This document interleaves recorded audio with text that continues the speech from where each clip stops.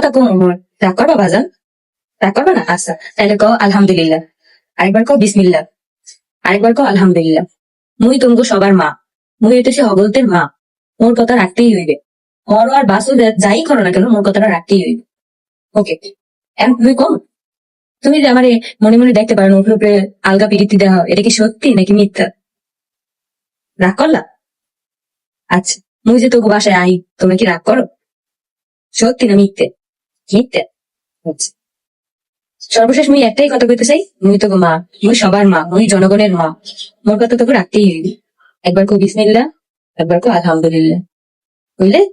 এতদিন তো দেখি আখি তিশার পেছনে পড়েছিল, এখন দেখি তিশার মাকেও ছাড় দিচ্ছে না। তিশার মায়ের মতো লুক নিয়েছে আখি, এবং তিশার মা যে সকল কথাগুলো বলেছিল সেই কথাগুলোরই নকল করে অভিনয় করে দেখালো আখি।